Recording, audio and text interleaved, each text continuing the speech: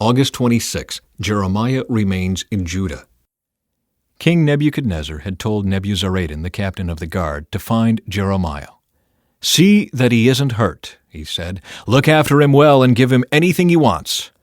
So Nebuzaradan, the captain of the guard, Nebuchadnezzar, a chief officer, Nergal-Sharezer, the king's advisor, and the other officers of Babylon's king sent messengers to bring Jeremiah out of the prison. They put him under the care of Gedelia, son of Ahikam, and grandson of Shaphan, who took him back to his home. So Jeremiah stayed in Judah among his own people.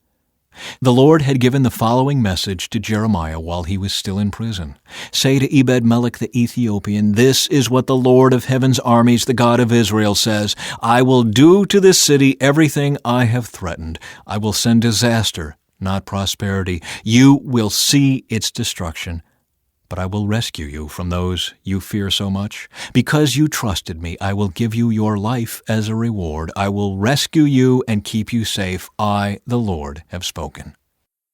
The Lord gave a message to Jeremiah after Nebuzaradan, the captain of the guard, had released him at Ramah. He had found Jeremiah bound in chains among all the other captives of Jerusalem and Judah who were being sent to exile in Babylon.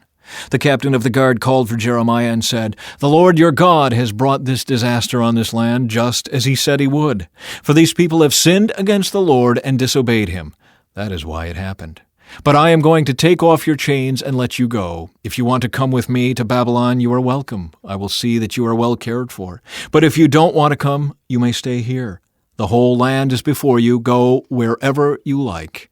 If you decide to stay, then return to Gedelia, son of Ahikam, and grandson of Shaphan. He has been appointed governor of Judah by the king of Babylon. Stay there with the people he rules. But it's up to you. Go wherever you like." Then Nebuzaradan, the captain of the guard, gave Jeremiah some food and money and let him go. So Jeremiah returned to Gedelia, son of Ahikam, at Mizpah, and he lived in Judah with the few who were still left in the land. The temple destroyed. On August 14 of that year, which was the 19th year of King Nebuchadnezzar's reign, Nebuzaradan, the captain of the guard and an official of the Babylonian king, arrived in Jerusalem. He burned down the temple of the Lord, the royal palace, and all the houses of Jerusalem. He destroyed all the important buildings in the city. Then he supervised the entire Babylonian army as they tore down the walls of Jerusalem on every side. Nebuzaradan, the captain of the guard, then took as exiles the rest of the people who remained in the city, the defectors who had declared their allegiance to the king of Babylon, and the rest of the population. But the captain of the guard allowed some of the poorest people to stay behind in Judah to care for the vineyards and fields. The Babylonians broke up the bronze pillars in front of the Lord's temple, the bronze water carts, and the great bronze basin called the sea, and they carried all the bronze away to Babylon. They also took all the ash buckets, shovels, lamp snuffers, dishes, and all the other bronze articles used for making sacrifices at the temple. Nebuzaradan, the captain of the guard, also took the incense burners and basins, and all the other articles made of pure gold or silver. The weight of the bronze from the two pillars, the sea, and the water carts was too great to be measured. These things had been made for the Lord's temple in the days of King Solomon. Each of the pillars was 27 feet tall. The bronze capital on top of each pillar was 7½ feet high and was decorated with a network of bronze pomegranates all the way around.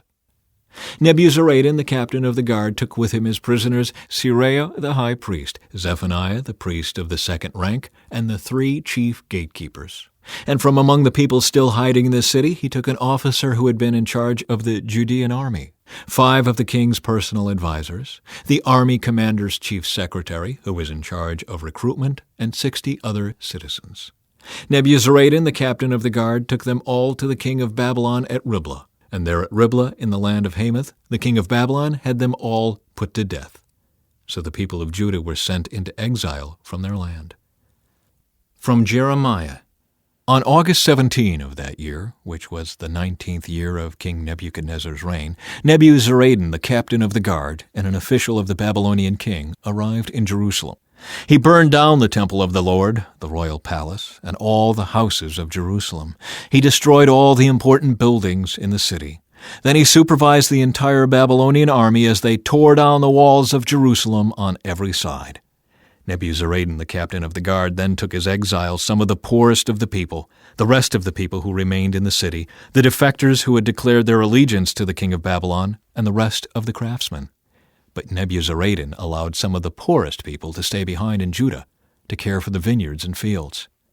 The Babylonians broke up the bronze pillars in front of the Lord's temple, the bronze water carts, and the great bronze basin called the Sea, and they carried all the bronze away to Babylon. They also took all the ash buckets, shovels, lamp snuffers, basins, dishes, and all the other bronze articles used for making sacrifices at the temple.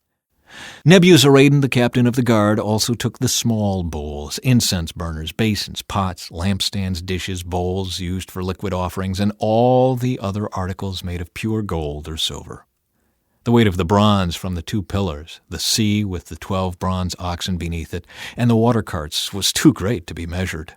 These things had been made for the Lord's temple in the days of King Solomon. Each of the pillars was 27 feet tall and 18 feet in circumference. They were hollow, with walls 3 inches thick. The bronze capital on top of each pillar was 7.5 feet high and was decorated with a network of bronze pomegranates all the way around. There were 96 pomegranates on the sides and a total of 100 on the network around the top.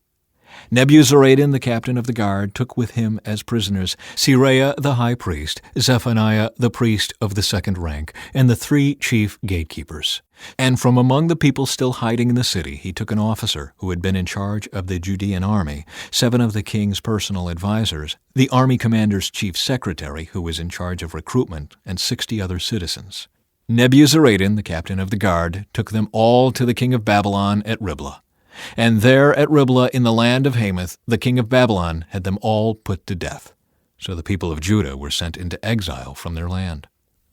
From 2 Chronicles. The Lord, the God of their ancestors, repeatedly sent his prophets to warn them, for he had compassion on his people and his temple. But the people mocked these messengers of God and despised their words. They scoffed at the prophets until the Lord's anger could no longer be restrained and nothing could be done. The fall of Jerusalem. So the Lord brought the king of Babylon against them. The Babylonians killed Judah's young men, even chasing after them into the temple. They had no pity on the people, killing both young men and young women, the old and the infirm. God handed all of them over to Nebuchadnezzar. The king took home to Babylon all the articles, large and small, used in the temple of God, and the treasures from both the Lord's temple and from the palace of the king and his officials. Then his army burned the temple of God, tore down the walls of Jerusalem, burned all the palaces, and completely destroyed everything of value. The few who survived were taken as exiles to Babylon, and they became servants to the king and his sons until the kingdom of Persia came to power. So the message of the Lord spoken through Jeremiah was fulfilled. The land finally enjoyed its Sabbath rest, lying desolate until the 70 years were fulfilled, just as the prophet had said. Sorrow in Jerusalem. Jerusalem, once so full of people, is now deserted. She who was once great among the nations now sits alone like a widow.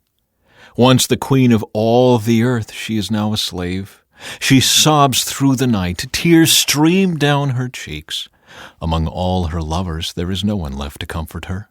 All her friends have betrayed her and become her enemies. Judah has been led away into captivity, oppressed with cruel slavery. She lives among foreign nations and has no place of rest. Her enemies have chased her down, and she has nowhere to turn. The roads to Jerusalem are in mourning, for crowds no longer come to celebrate the festivals. The city gates are silent. Her priests groan. Her young women are crying. How bitter is her fate. Her oppressors have become her masters, and her enemies prosper. For the Lord has punished Jerusalem for her many sins. Her children have been captured and taken away to distant lands. All the majesty of beautiful Jerusalem has been stripped away. Her princes are like starving deer searching for pasture. They are too weak to run from the pursuing enemy. In the midst of her sadness and wandering, Jerusalem remembers her ancient splendor. But now she has fallen to her enemy, and there is no one to help her. Her enemy struck her down and laughed as she fell.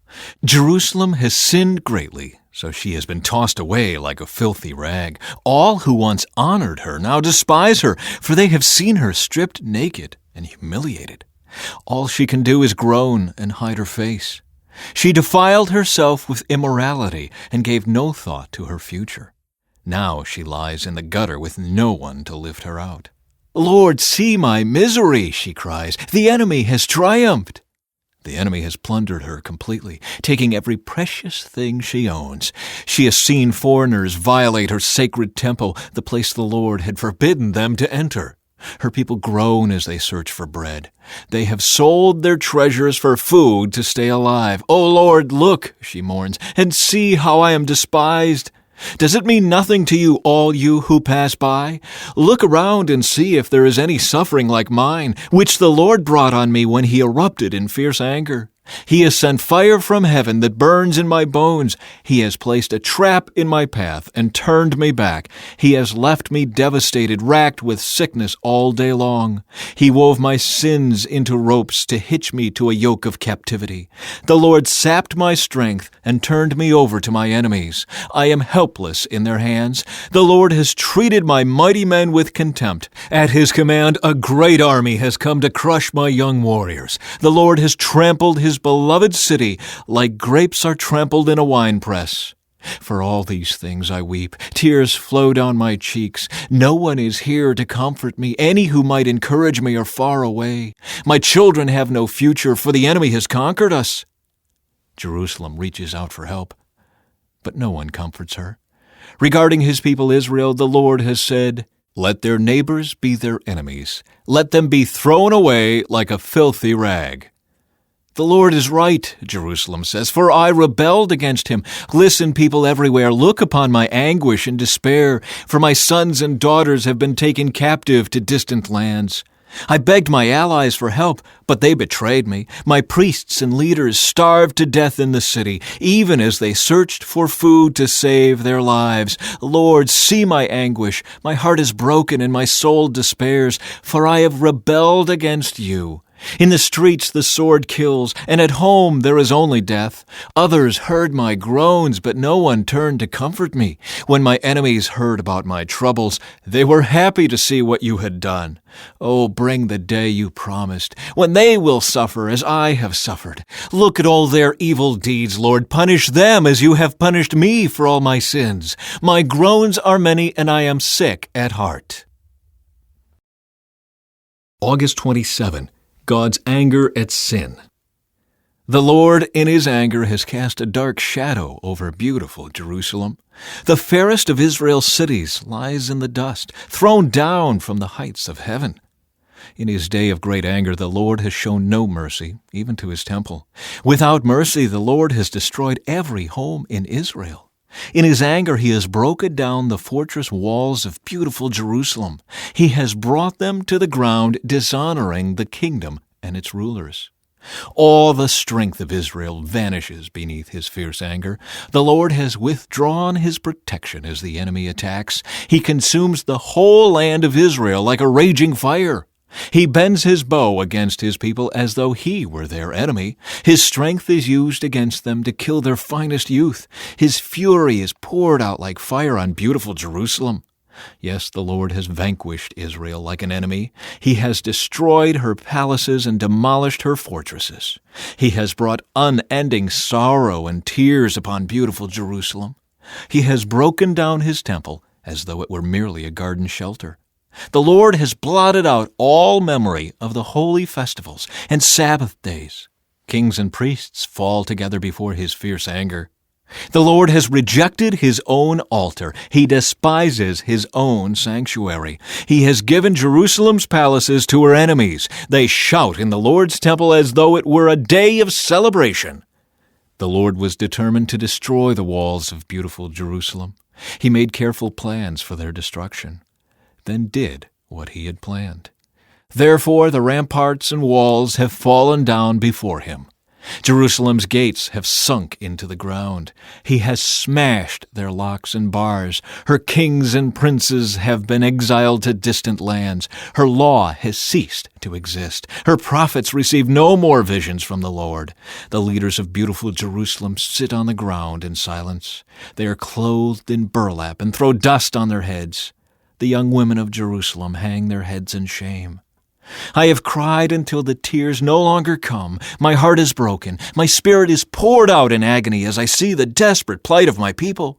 Little children and tiny babies are fainting and dying in the streets. They cry out to their mothers, "We need food and drink." Their lives ebb away in the streets like the life of a warrior wounded in battle. They gasp for life as they collapse in their mother's arms. What can I say about you? Who has ever seen such sorrow?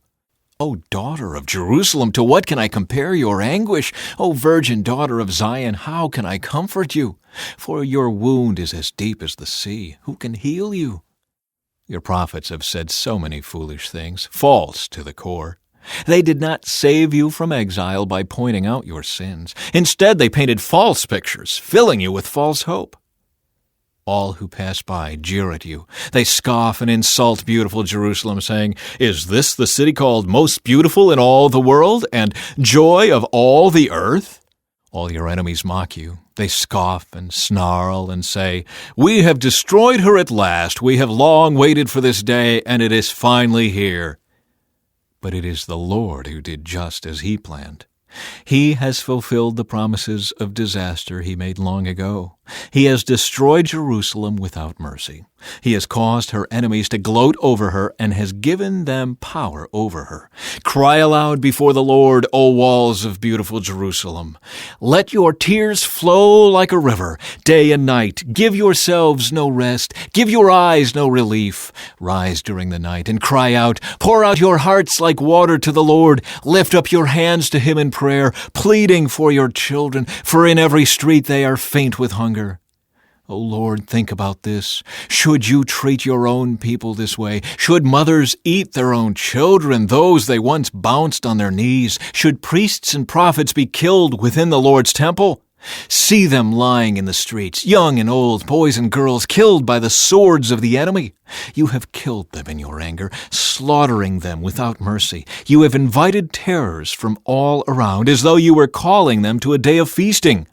In the day of the Lord's anger, no one has escaped or survived. The enemy has killed all the children whom I carried and raised. Hope in the Lord's faithfulness. I am the one who has seen the afflictions that come from the rod of the Lord's anger. He has led me into darkness, shutting out all light. He has turned His hand against me again and again, all day long. He has made my skin and flesh grow old. He has broken my bones. He has besieged and surrounded me with anguish and distress. He has buried me in a dark place like those long dead. He has walled me in, and I cannot escape. He has bound me in heavy chains. And though I cry and shout, He has shut out my prayers. He has blocked my way with a high stone wall. He has made my road crooked. He has hidden like a bear or a lion waiting to attack me. He has dragged me off the path and torn me in pieces, leaving me helpless and devastated. He has drawn His bow and made me the target for His arrows. He shot His arrows deep into my heart. My own people laugh at me. All day long they sing their mocking songs. He has filled me with bitterness and given me a bitter cup of sorrow to drink. He has made me chew on gravel. He has rolled me in the dust. Peace has been stripped away, and I have forgotten what prosperity is. I cry out, my splendor is gone. Everything I had hoped for from the Lord is lost. The thought of my suffering and homelessness is bitter beyond words. I will never forget this awful time as I grieve over my loss. Yet, I still dare to hope when I remember this. The faithful love of the Lord never ends. His mercies never cease. Great is His faithfulness. His mercies begin afresh each morning. I say to myself, the Lord is my inheritance. Therefore I will hope in Him. The Lord is good to those who depend on Him, to those who search for Him. So it is good to wait quietly for salvation from the Lord. And it is good for people to submit at an early age to the yoke of his discipline. Let them sit alone in silence beneath the Lord's demands. Let them lie face down in the dust, for there may be hope at last. Let them turn the other cheek to those who strike them, and accept the insults of their enemies. For no one is abandoned by the Lord forever.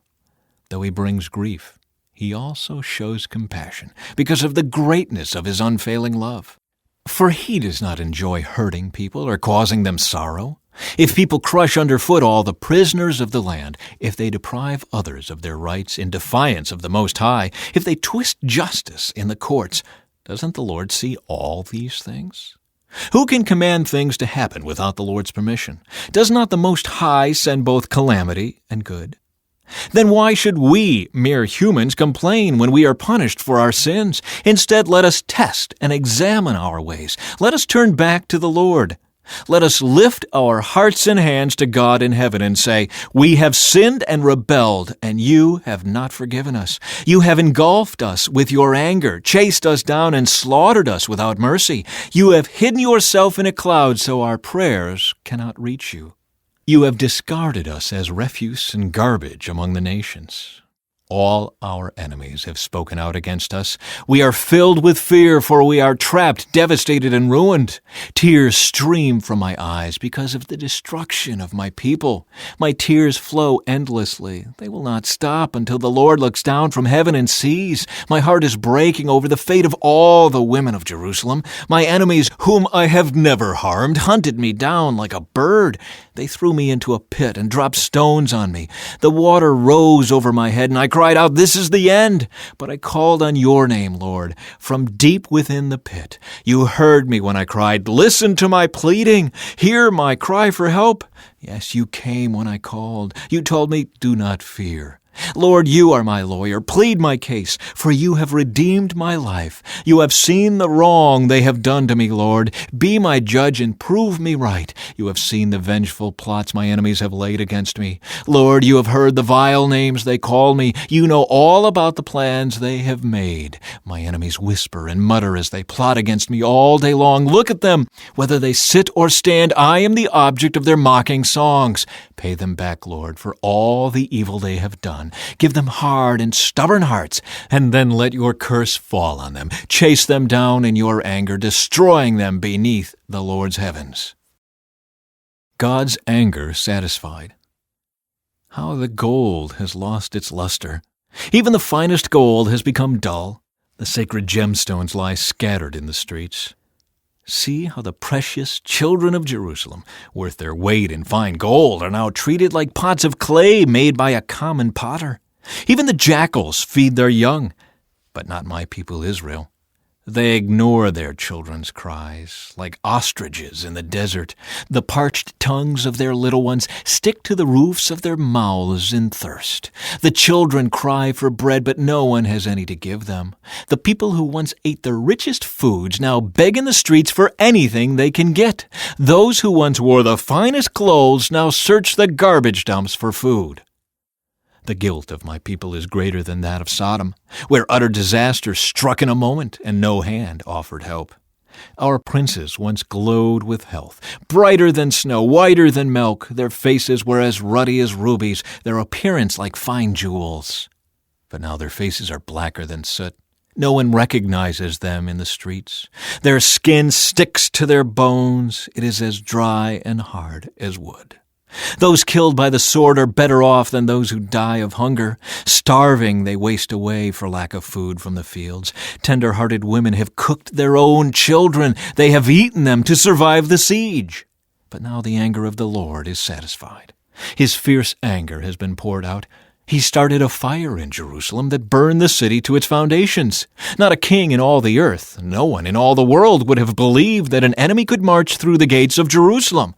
Yet it happened because of the sins of her prophets and the sins of her priests, who defiled the city by shedding innocent blood.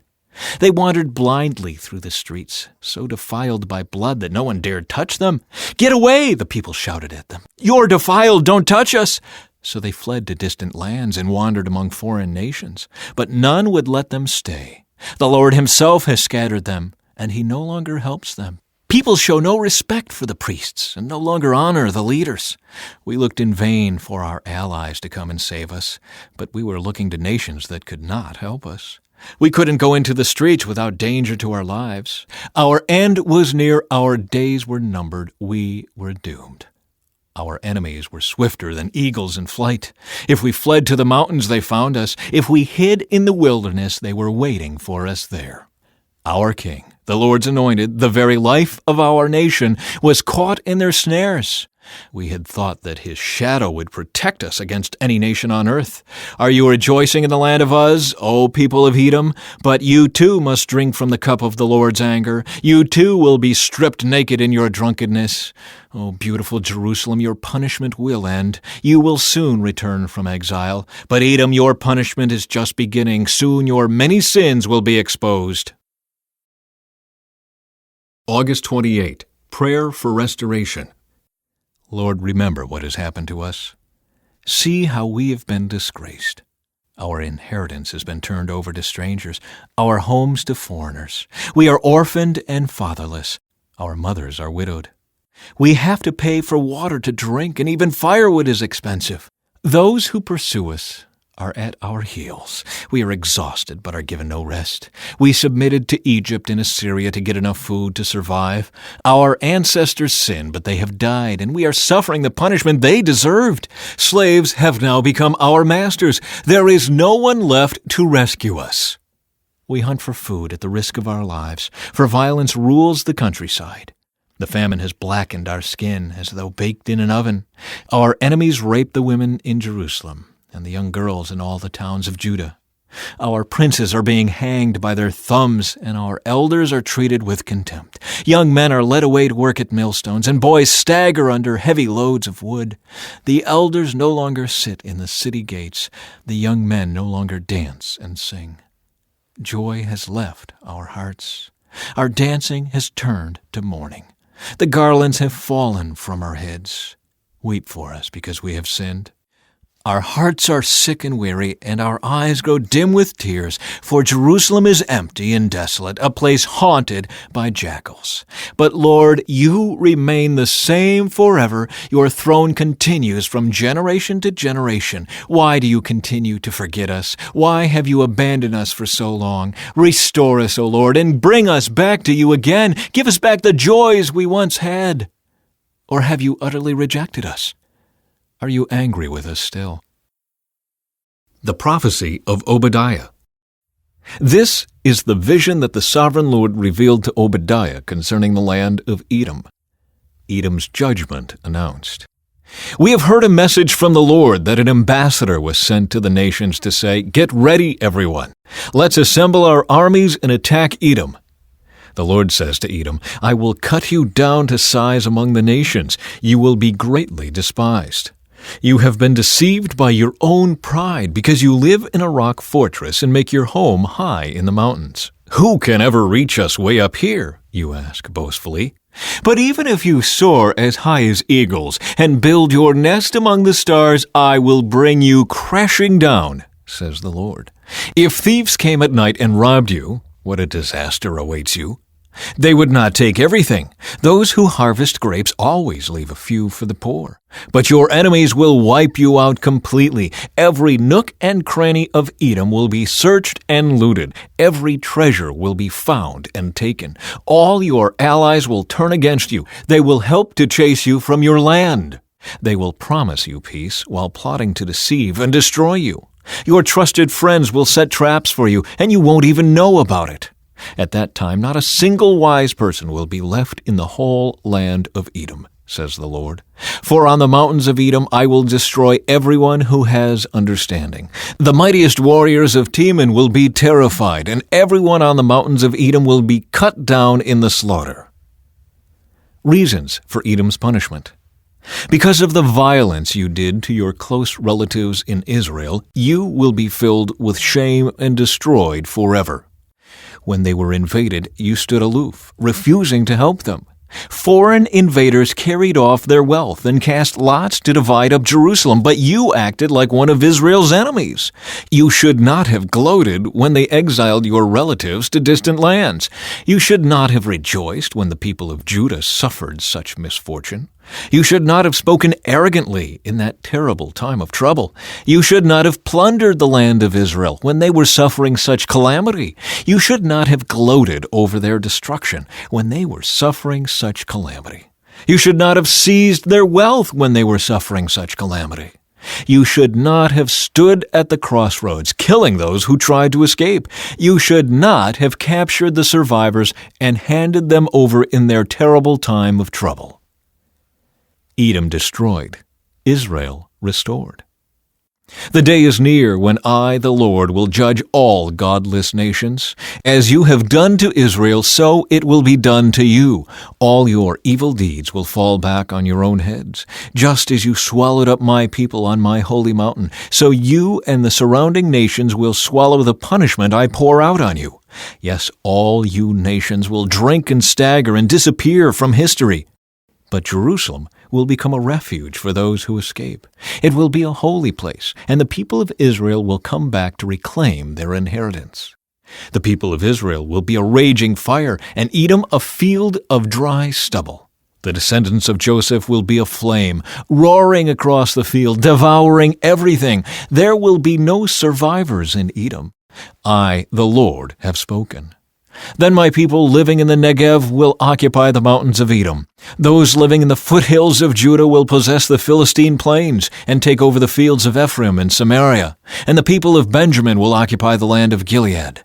The exiles of Israel will return to their land and occupy the Phoenician coast as far north as Zarephath. The captives from Jerusalem exiled in the north will return home and resettle the towns of the Negev. Those who have been rescued will go up to Mount Zion in Jerusalem to rule over the mountains of Edom, and the Lord himself will be king. Gedaliah governs in Judah. Then King Nebuchadnezzar appointed Gedaliah son of Ahikam and grandson of Shaphan as governor over the people he had left in Judah. When all the army commanders and their men learned that the king of Babylon had appointed Gedaliah as governor, they went to see him at Mizpah. These included Ishmael son of Nethaniah, Johanan son of Kareah, Seraiah son of Tanumeth the Netophathite, and Jezaniah son of the Maacathite, and all their men. Gedaliah vowed to them that the Babylonian officials meant them no harm. Don't be afraid of them. Live in the land and serve the king of Babylon, and all will go well for you, he promised. But in mid-autumn of that year, Ishmael, son of Nethaniah, and grandson of Elishama, who was of the royal family, went to Mizpah with 10 men and killed Gedaliah. He also killed all the Judeans and Babylonians who were with Gedaliah at Mizpah. Then all the people of Judah, from the least to the greatest, as well as the army commanders, fled in panic to Egypt, for they were afraid of what the Babylonians would do to them. The leaders of the Judean guerrilla bands in the countryside heard that the king of Babylon had appointed Gedaliah son of Ahikam as governor over the poor people who were left behind in Judah, the men, women, and children who hadn't been exiled to Babylon. So they went to see Gedaliah at Mizpah.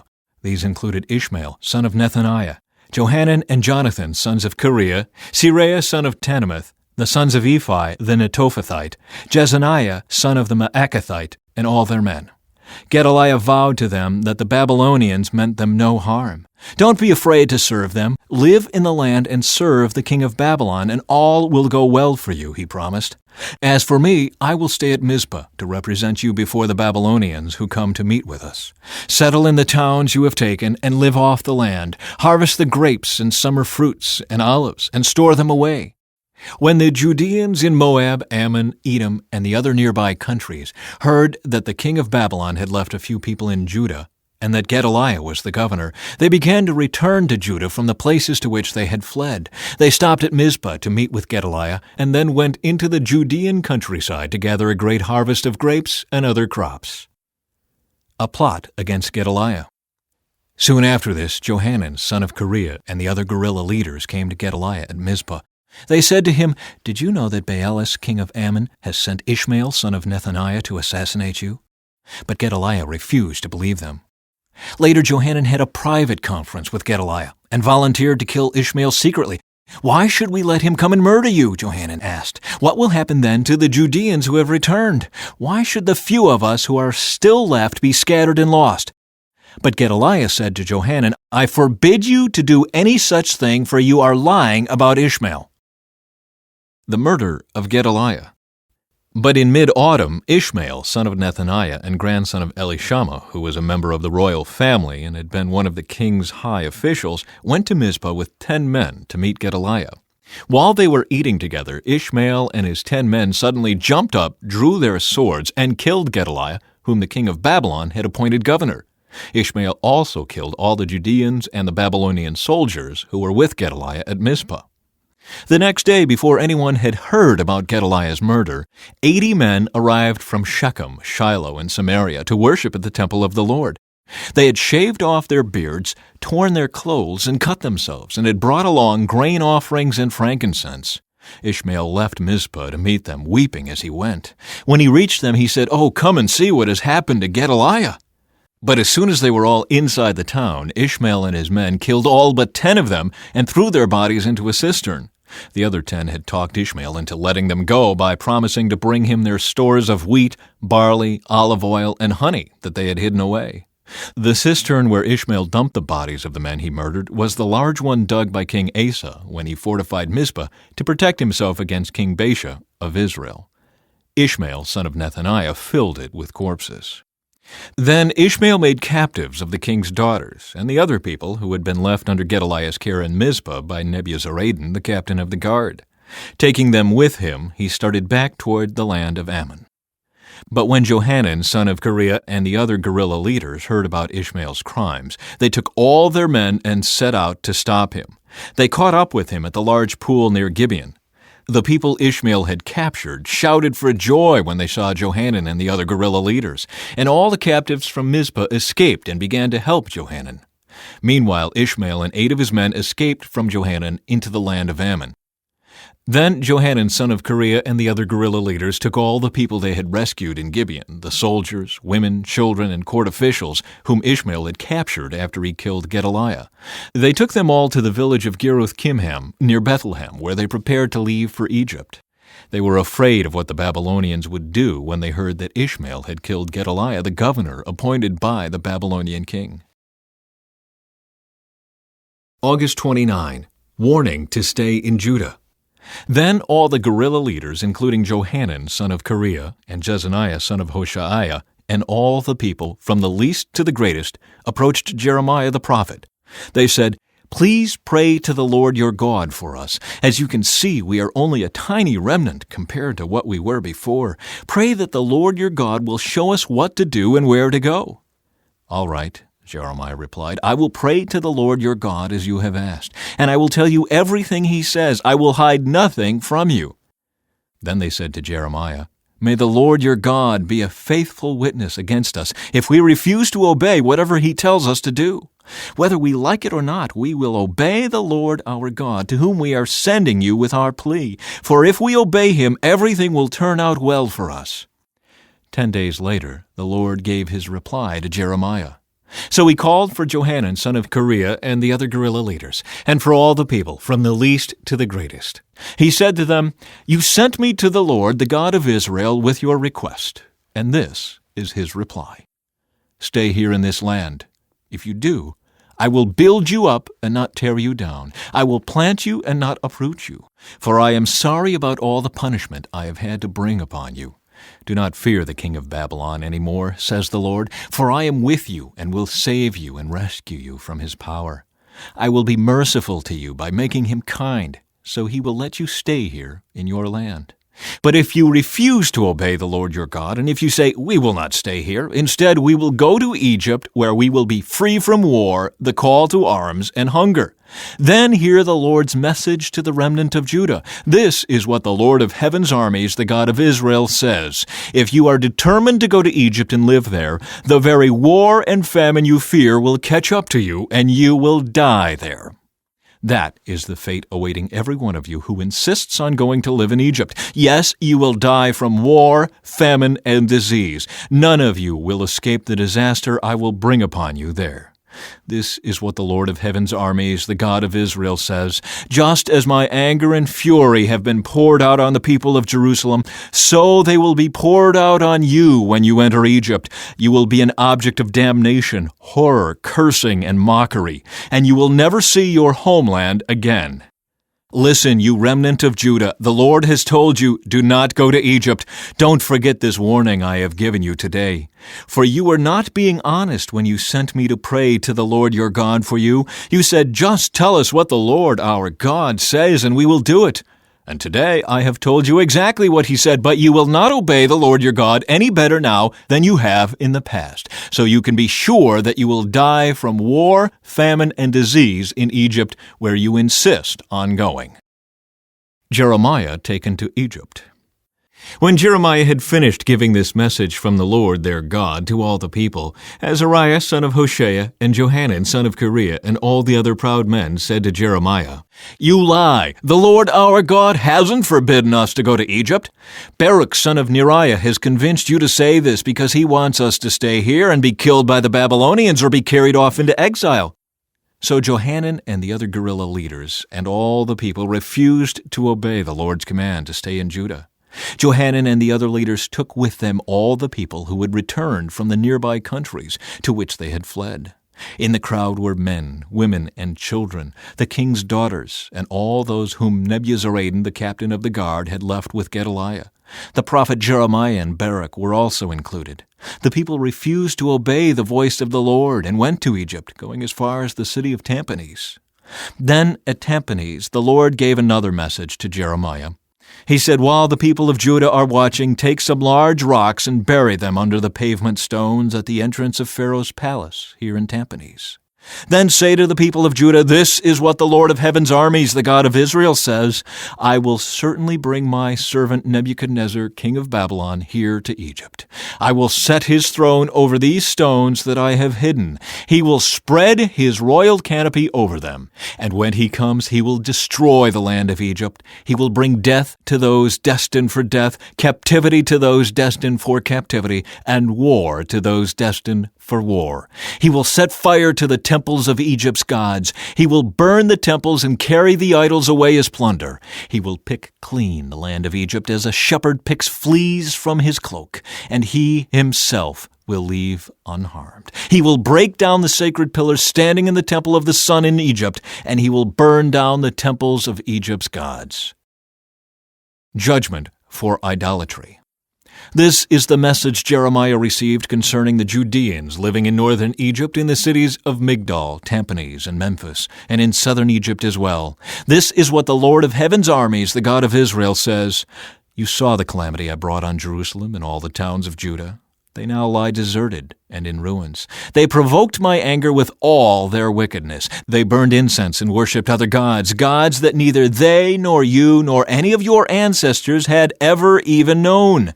Again and again I sent my servants, the prophets, to plead with them.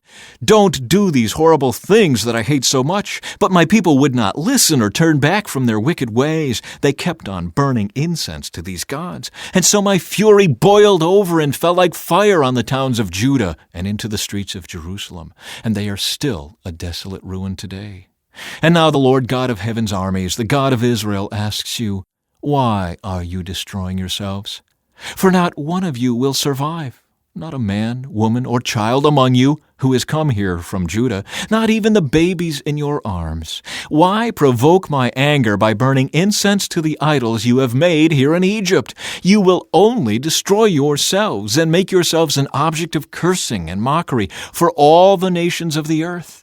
Have you forgotten the sins of your ancestors, the sins of the kings and queens of Judah, and the sins you and your wives committed in Judah and Jerusalem?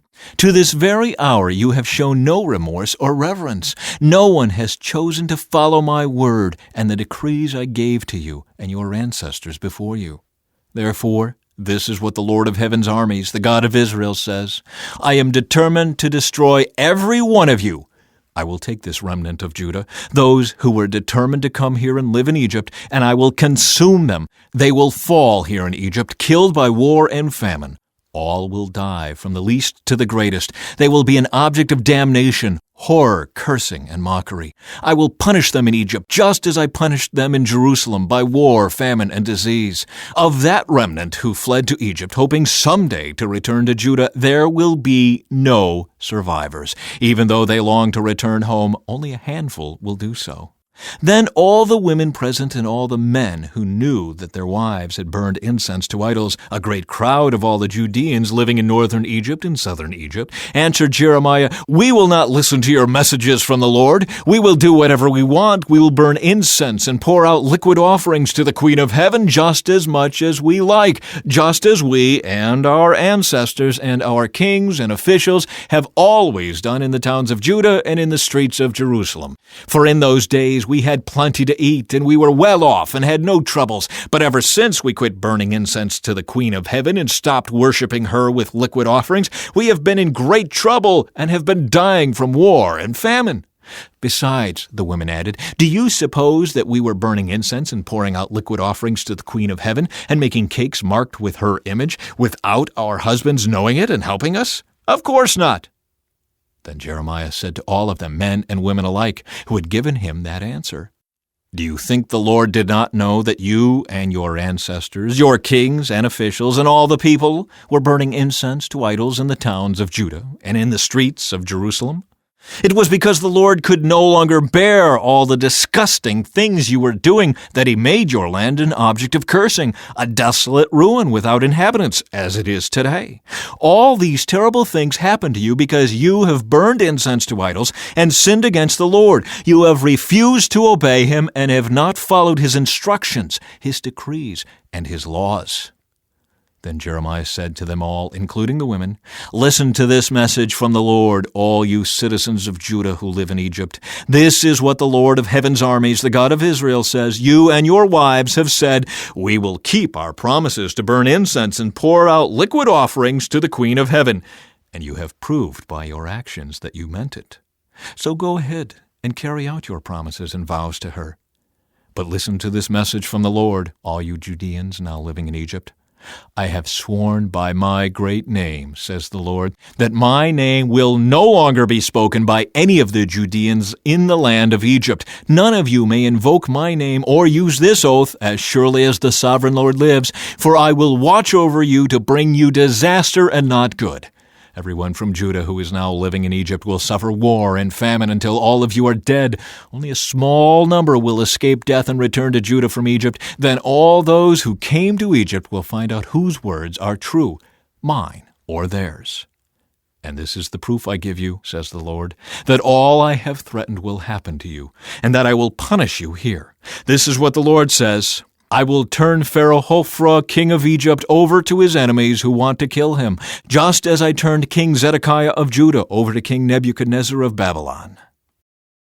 Ezekiel's record of Jerusalem's fall. On January 8, during the 12th year of our captivity, a survivor from Jerusalem came to me and said, "The city has fallen." The previous evening the Lord had taken hold of me and given me back my voice, so I was able to speak when this man arrived the next morning. Then this message came to me from the Lord, "Son of man, the scattered remnants of Judah living among the ruined cities keep saying, 'Abraham was only one man, yet he gained possession of the entire land. We are many. Surely the land has been given to us as a possession.' So tell these people, this is what the sovereign Lord says. You eat meat with blood in it. You worship idols, and you murder the innocent. Do you really think the land should be yours? Murderers, idolaters, adulterers, should the land belong to you?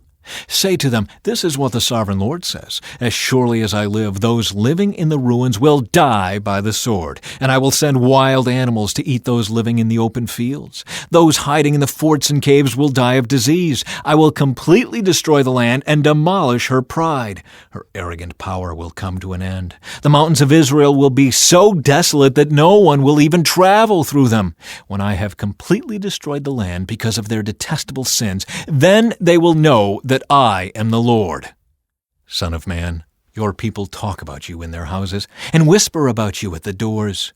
They say to each other, "Come on, let's go hear the prophet tell us what the Lord is saying." So my people come pretending to be sincere and sit before you.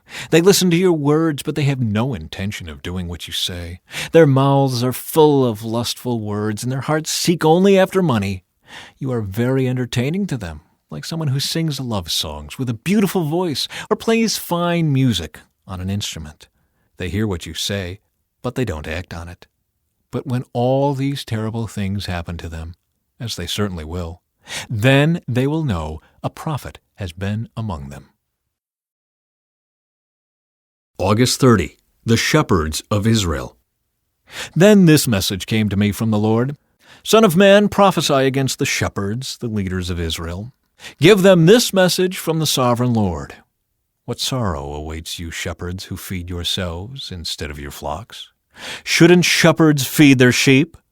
You drink the milk, wear the wool, and butcher the best animals, but you let your flocks starve. You have not taken care of the weak, you have not tended the sick or bound up the injured. You have not gone looking for those who have wandered away and are lost. Instead, you have ruled them with harshness and cruelty. So my sheep have been scattered without a shepherd, and they are easy prey for any wild animal. They have wandered through all the mountains and all the hills across the face of the earth, yet no one has gone to search for them. Therefore, you shepherds, hear the word of the Lord.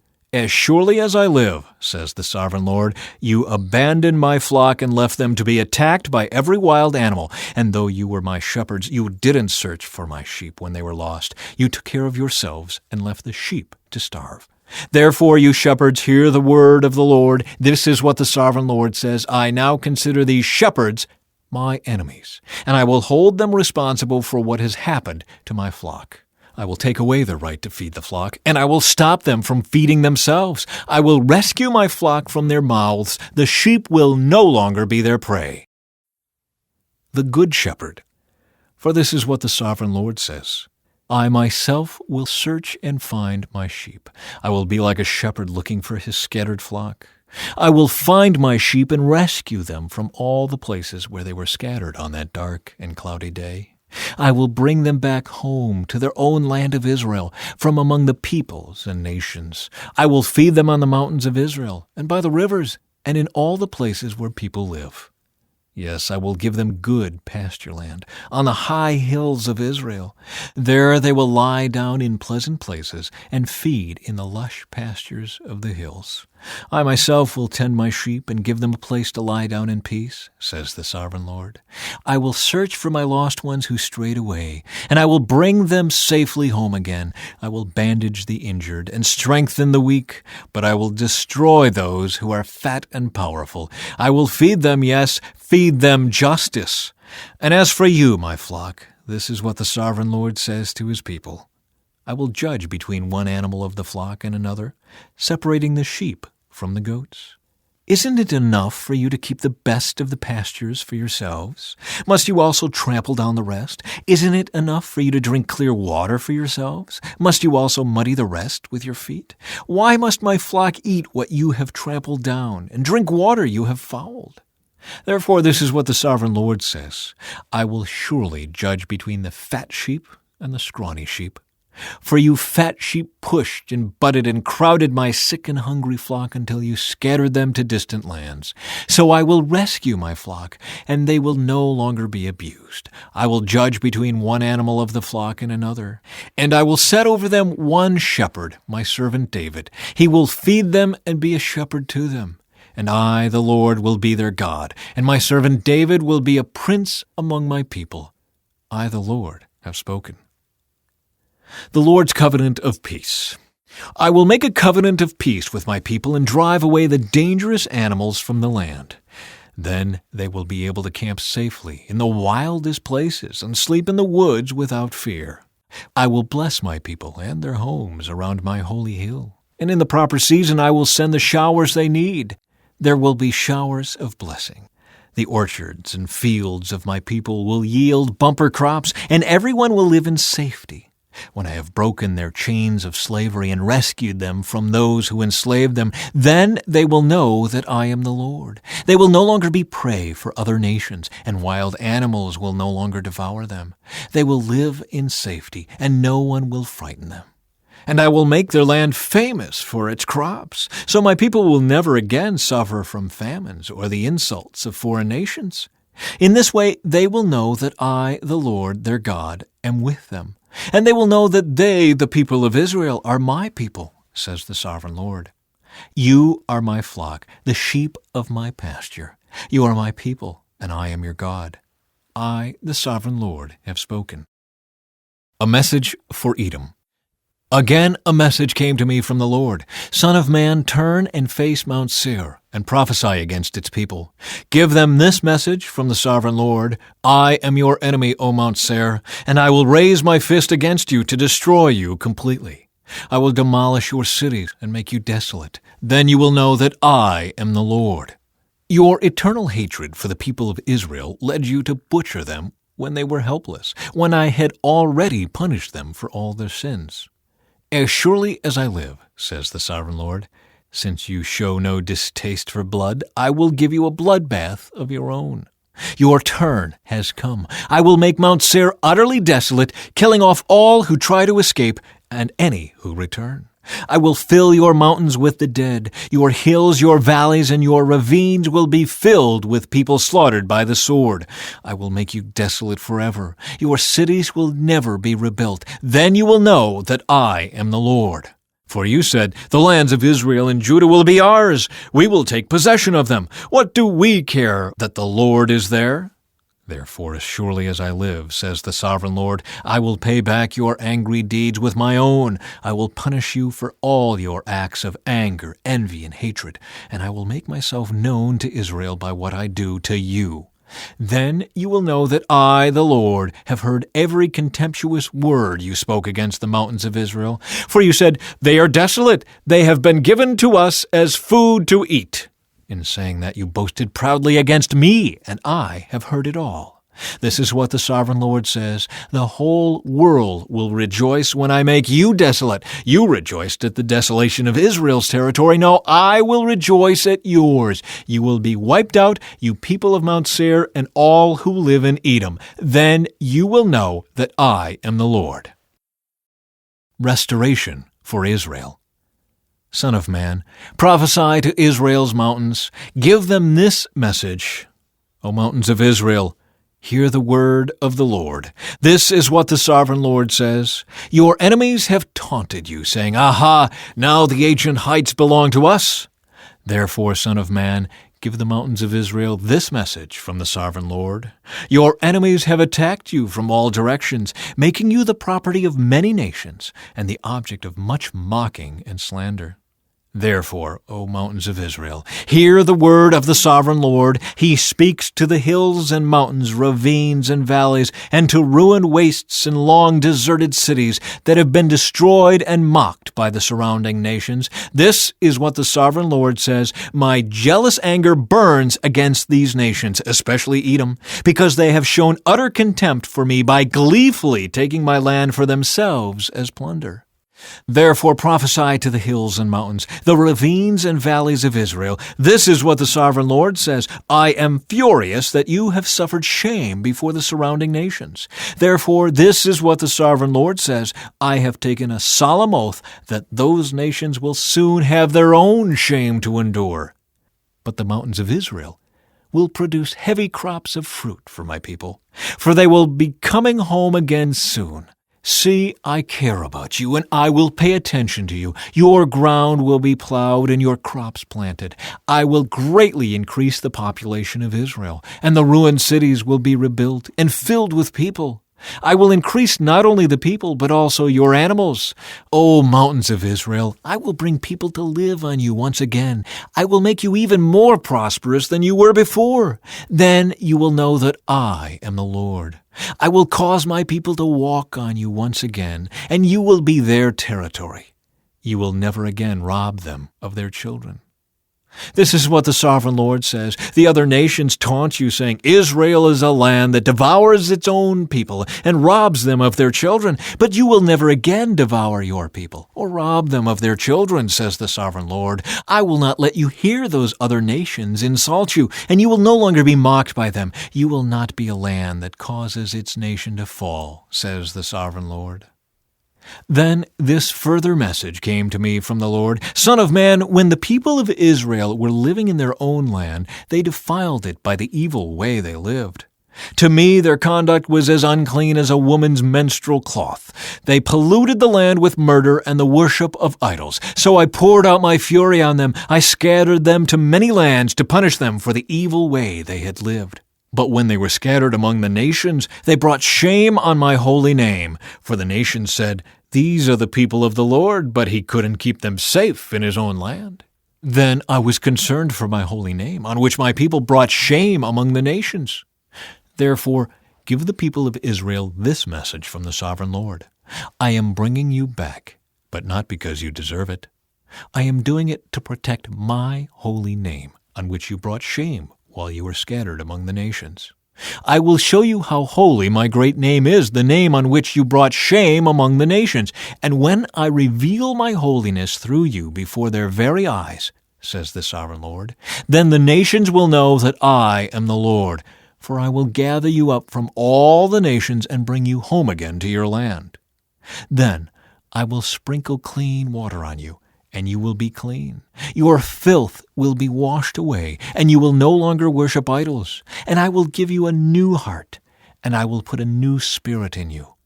I will take out your stony, stubborn heart, and give you a tender, responsive heart. And I will put my spirit in you, so that you will follow my decrees and be careful to obey my regulations. And you will live in Israel, the land I gave your ancestors long ago. You will be my people, and I will be your God. I will cleanse you of your filthy behavior. I will give you good crops of grain, and I will send no more famines on the land. I will give you great harvests from your fruit trees and fields, and never again will the surrounding nations be able to scoff at your land for its famines. Then you will remember your past sins and despise yourselves for all the detestable things you did. But remember, says the sovereign Lord, I am not doing this because you deserve it. O my people of Israel, you should be utterly ashamed of all you have done. This is what the sovereign Lord says. When I cleanse you from your sins, I will repopulate your cities, and the ruins will be rebuilt. The fields that used to lie empty and desolate, in plain view of everyone, will again be farmed. And when I bring you back, people will say, This former wasteland is not like the Garden of Eden. The abandoned and ruined cities now have strong walls and are filled with people. Then the surrounding nations that survive will know that I, the Lord, have rebuilt the ruins and replanted the wasteland. For I, the Lord, have spoken, and I will do what I say. This is what the sovereign Lord says. I am ready to hear Israel's prayers and to increase their numbers like a flock. They will be as numerous as the sacred flocks that fill Jerusalem's streets at the time of her festivals. The ruined cities will be crowded with people once more, and everyone will know that I am the Lord. August 31. A Valley of Dry Bones. The Lord took hold of me, and I was carried away by the Spirit of the Lord to a valley filled with bones. He led me all around among the bones that covered the valley floor. They were scattered everywhere across the ground and were completely dried out. Then he asked me, Son of man, can these bones become living people again? "O sovereign Lord," I replied, "you alone know the answer to that." Then he said to me, "Speak a prophetic message to these bones, and say, 'Dry bones, listen to the word of the Lord. This is what the sovereign Lord says. Look, I am going to put breath into you and make you live again. I will put flesh and muscles on you and cover you with skin. I will put breath into you and you will come to life. Then you will know that I am the Lord.'" So I spoke this message, just as he told me. Suddenly, as I spoke, there was a rattling noise all across the valley. The bones of each body came together and attached themselves as complete skeletons. Then, as I watched, muscles and flesh formed over the bones. The skin formed to cover their bodies, but they still had no breath in them. Then he said to me, "Speak a prophetic message to the winds, Son of man. Speak a prophetic message and say, 'This is what the sovereign Lord says. Come, O breath from the four winds. Breathe into these dead bodies so they may live again.' So I spoke the message as he commanded me, and breath came into their bodies. They all came to life and stood up on their feet, a great army. Then he said to me, 'Son of man, these bones represent the people of Israel. They are saying, "We have become old, dry bones. All hope is gone. Our nation is finished." Therefore prophesy to them and say, "This is what the sovereign Lord says. O my people, I will open your graves of exile and cause you to rise again. Then I will bring you back to the land of Israel. When this happens, O my people, you will know that I am the Lord. I will put my spirit in you, and you will live again and return home to your own land. Then you will know that I, the Lord, have spoken, and I have done what I said. Yes, the Lord has spoken." Reunion of Israel and Judah. Again a message came to me from the Lord. "Son of man, take a piece of wood and carve on it these words. 'This represents Judah and its allied tribes.' Then take another piece and carve these words on it. 'This represents Ephraim and the northern tribes of Israel.' Now hold them together in your hand as if they were one piece of wood. When your people ask you what your actions mean, say to them, 'This is what the sovereign Lord says. I will take Ephraim and the northern tribes and join them to Judah. I will make them one piece of wood in my hand.' Then hold out the pieces of wood you have inscribed, so the people can see them, and give them this message from the sovereign Lord. I will gather the people of Israel from among the nations. I will bring them home to their own land from the places where they have been scattered. I will unify them into one nation on the mountains of Israel. One king will rule them all. No longer will they be divided into two nations or into two kingdoms. They will never again pollute themselves with their idols and vile images and rebellion. For I will save them from their sinful backsliding. I will cleanse them. Then they will truly be my people, and I will be their God. My servant David will be their king, and they will have only one shepherd. They will obey my regulations and be careful to keep my decrees. They will live in the land I gave my servant Jacob, the land where their ancestors lived. They and their children and their grandchildren after them will live there forever, generation after generation. And my servant David will be their prince forever. And I will make a covenant of peace with them, an everlasting covenant. I will give them their land and increase their numbers, and I will put my temple among them forever. I will make my home among them. I will be their God, and they will be my people. And when my temple is among them forever, the nations will know that I am the Lord who makes Israel holy. A message for Gog. This is another message that came to me from the Lord. Son of man, turn and face Gog of the land of Magog, the prince who rules over the nations of Meshech and Tubal, and prophesy against him. Give him this message from the sovereign Lord. Gog, I am your enemy. I will turn you around and put hooks in your jaws to lead you out with your whole army, your horses and charioteers in full armor, and a great horde armed with shields and swords. Persia, Ethiopia, and Libya will join you too, with all their weapons. Gomer and all its armies will also join you, along with the armies of Beth Togarmah from the distant north, and many others. Get ready.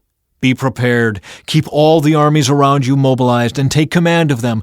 A long time from now, you will be called into action. In the distant future, you will swoop down on the land of Israel, which will be enjoying peace after recovering from war and after its people have returned from many lands to the mountains of Israel.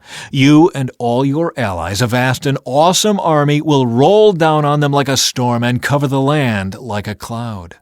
This is what the Sovereign Lord says. At that time evil thoughts will come to your mind, and you will devise a wicked scheme. You will say, Israel is an unprotected land filled with unwalled villages. I will march against her and destroy these people who live in such confidence. I will go to those formerly desolate cities that are now filled with people who have returned from exile in many nations. I will capture vast amounts of plunder, for the people are rich with livestock and other possessions now. They think the whole world revolves around them. But Sheba and Dedan and the merchants of Tarshish will ask, Do you really think the armies you have gathered can rob them of silver and gold? Do you think you can drive away their livestock and seize their goods and carry off plunder? Therefore, Son of man, prophesy against Gog. Give him this message from the Sovereign Lord. When my people are living in peace in their land, then you will rouse yourself. You will come from your homeland in the distant north with your vast cavalry and your mighty army, and you will attack my people Israel, covering their land like a cloud. At that time, in the distant future, I will bring you against my land as everyone watches, and my holiness will be displayed by what happens to you, Gog. Then all the nations will know that I am the Lord. This is what the Sovereign Lord asks. Are you the one I was talking about long ago, when I announced through Israel's prophets that in the future I would bring you against my people? But this is what the Sovereign Lord says. When Gog invades the land of Israel, my fury will boil over. In my jealousy and blazing anger, I promise a mighty shaking in the land of Israel on that day. All living things, the fish in the sea, the birds of the sky, the animals of the field, the small animals that scurry along the ground, and all the people on earth will quake in terror at my presence. Mountains will be thrown down, cliffs will crumble, walls will fall to the earth. I will summon the sword against you on all the hills of Israel, says the Sovereign Lord. Your men will turn their swords against each other. I will punish you and your armies with disease and bloodshed. I will send torrential rain, hailstones, fire, and burning sulfur. In this way I will show my greatness and holiness, and I will make myself known to all the nations of the world. Then they will know that I am the Lord. The slaughter of Gog's armies. Son of man, prophesy against Gog. Give him this message from the Sovereign Lord. I am your enemy, O Gog, ruler of the nations of Meshech and Tubal. I will turn you around and drive you toward the mountains of Israel, bringing you from the distant north. I will knock the bow from your left hand and the arrows from your right hand, and I will leave you helpless. You and your army and your allies will all die on the mountains.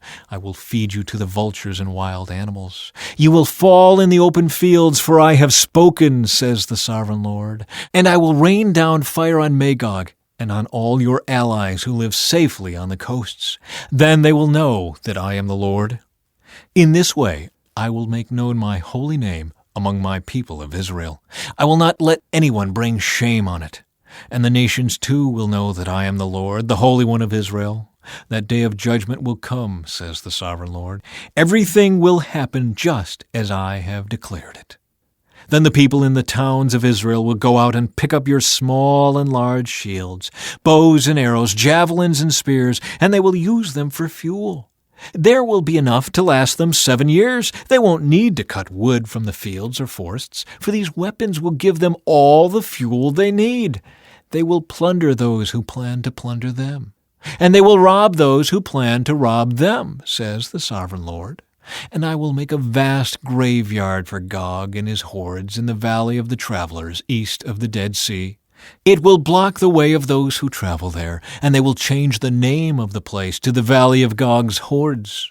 It will take 7 months for the people of Israel to bury the bodies and cleanse the land.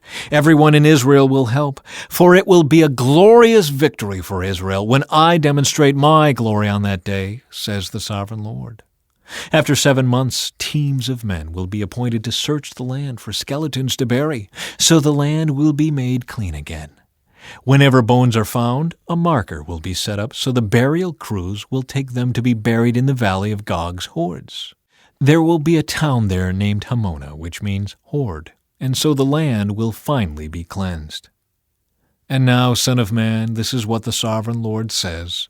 Call all the birds and wild animals. Say to them, gather together for my great sacrificial feast. Come from far and near to the mountains of Israel, and there eat flesh and drink blood. Eat the flesh of mighty men and drink the blood of princes, as though they were rams, lambs, goats, and bulls, all fattened animals from Bashan.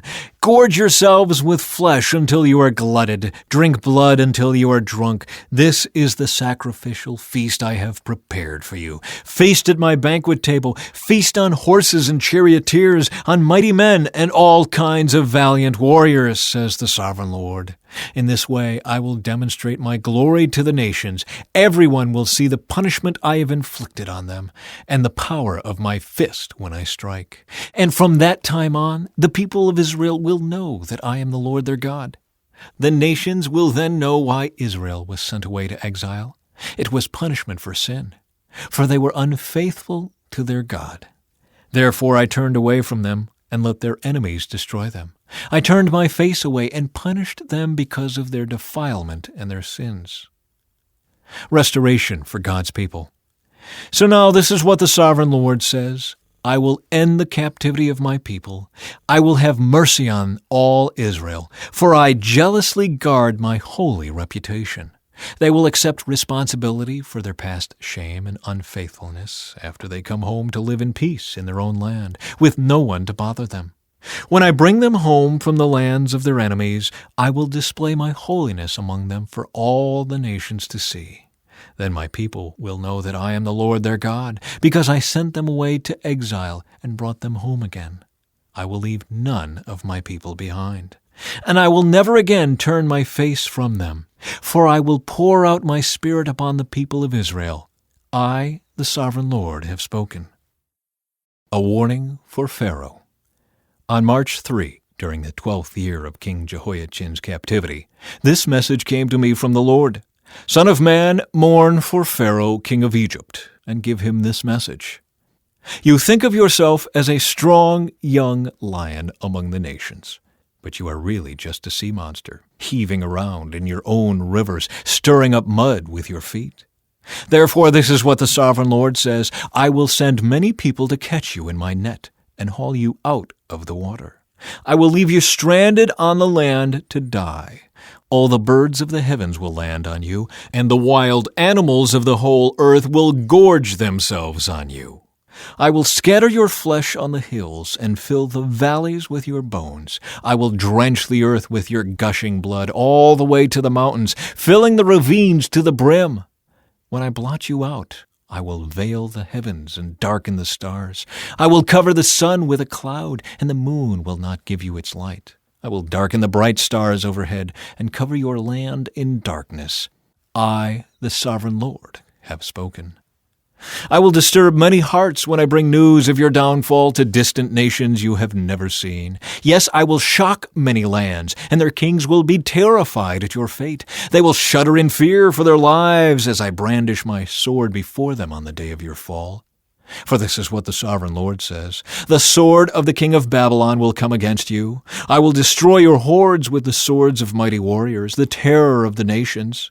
They will shatter the pride of Egypt, and all its hordes will be destroyed. I will destroy all your flocks and herds that graze beside the streams. Never again will people or animals muddy those waters with their feet. Then I will let the waters of Egypt become calm again, and they will flow as smoothly as olive oil, says the sovereign Lord. And when I destroy Egypt and strip you of everything you own and strike down all your people, then you will know that I am the Lord. Yes, this is the funeral song they will sing for Egypt. Let all the nations mourn. Let them mourn for Egypt and its hordes. I, the sovereign Lord, have spoken. September 1. Egypt falls into the pit. On March 17, during the 12th year, another message came to me from the Lord. Son of man, weep for the hordes of Egypt and for the other mighty nations, for I will send them down to the world below in company with those who descend to the pit. Say to them, O Egypt, are you lovelier than the other nations? No, so go down to the pit and lie there among the outcasts. The Egyptians will fall with the many who have died by the sword, for the sword is drawn against them. Egypt and its hordes will be dragged away to their judgment. Down in the grave, mighty leaders will mockingly welcome Egypt and its allies, saying, "They have come down, they lie among the outcasts, hordes slaughtered by the sword." Assyria lies there, surrounded by the graves of its army, those who were slaughtered by the sword. Their graves are in the depths of the pit, and they are surrounded by their allies. They struck terror in the hearts of people everywhere, but now they have been slaughtered by the sword. Elam lies there surrounded by the graves of all its hordes, those who were slaughtered by the sword. They struck terror in the hearts of people everywhere, but now they have descended as outcasts to the world below. Now they lie in the pit and share the shame of those who have gone before them. They have a resting place among the slaughtered, surrounded by the graves of all their hordes. Yes, they terrorized the nations while they lived, but now they lie in shame with others in the pit, all of them outcasts, slaughtered by the sword. Meshach and Tubal are there, surrounded by the graves of all their hordes. They once struck terror in the hearts of people everywhere, but now they are outcasts, all slaughtered by the sword. They are not buried in honor like their fallen heroes, who went down to the grave with their weapons, their shields covering their bodies, and their swords beneath their heads. Their guilt rests upon them because they brought terror to everyone while they were still alive. You too, Egypt, will lie crushed and broken among the outcasts, all slaughtered by the sword. Edom is there with its kings and princes. Mighty as they were, they also lie among those slaughtered by the sword, with the outcasts who have gone down to the pit. All the princes of the north and the Sidonians are there, with others who have died. Once a terror, they have been put to shame. They lie there as outcasts with others who were slaughtered by the sword. They share the shame of all who have descended to the pit. When Pharaoh and his entire army arrive, he will take comfort that he is not alone in having his hordes killed, says the sovereign Lord. Although I have caused his terror to fall upon all the living, Pharaoh and his hordes will lie there among the outcasts who were slaughtered by the sword. I, the sovereign Lord, have spoken. Ezekiel as Israel's watchman. Once again a message came to me from the Lord. Son of man, give your people this message. When I bring an army against a country, the people of that land choose one of their own to be a watchman. When the watchman sees the enemy coming, he sounds the alarm to warn the people. Then if those who hear the alarm refuse to take action, it is their own fault if they die.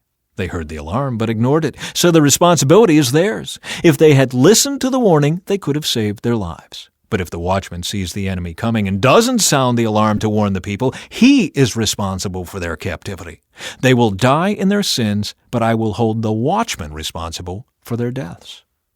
Now, Son of man, I am making you a watchman for the people of Israel. Therefore listen to what I say and warn them for me. If I announce that some wicked people are sure to die, and you fail to tell them to change their ways, then they will die in their sins, and I will hold you responsible for their deaths. But if you warn them to repent and they don't repent, they will die in their sins, but you will have saved yourself. The watchman's message. Son of man, give the people of Israel this message. You are saying, our sins are heavy upon us. We are wasting away. How can we survive? As surely as I live, says the sovereign Lord, I take no pleasure in the death of wicked people. I only want them to turn from their wicked ways so they can live. Turn from your wickedness, O people of Israel. Why should you die? Son of man, give your people this message. The righteous behavior of righteous people will not save them if they turn to sin, nor will the wicked behavior of wicked people destroy them if they repent and turn from their sins.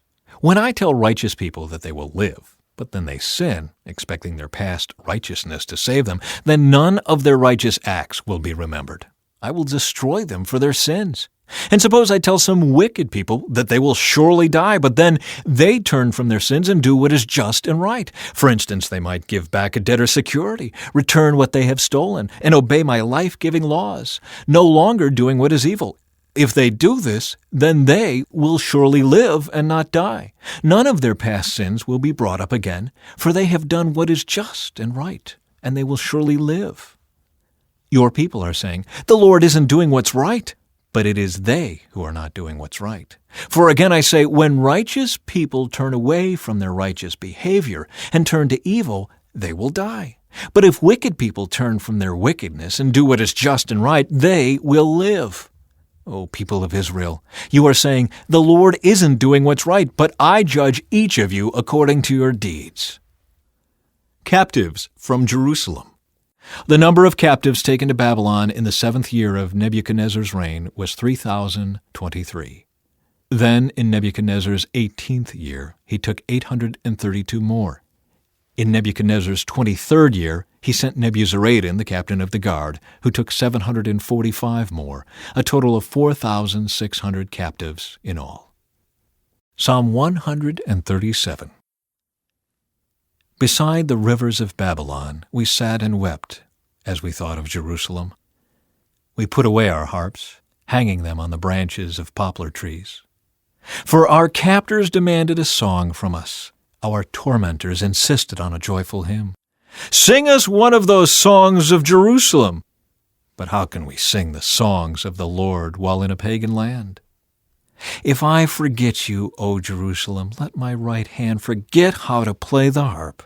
May my tongue stick to the roof of my mouth if I fail to remember you, if I don't make Jerusalem my greatest joy.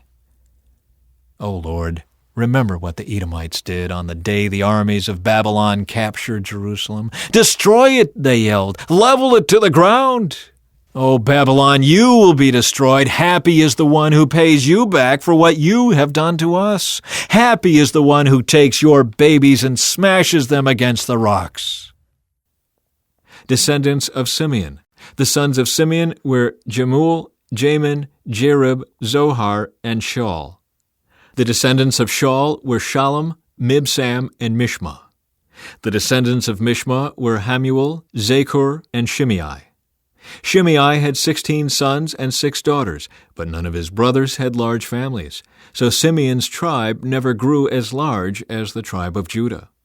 They lived in Beersheba, Moladah, Hazar-Shul, Bilhah, Ezem, Tolad, Bethul, Hormah, Ziklag, Beth-Markaboth, Hazar-Susim, Beth-Biri, and Shearaim.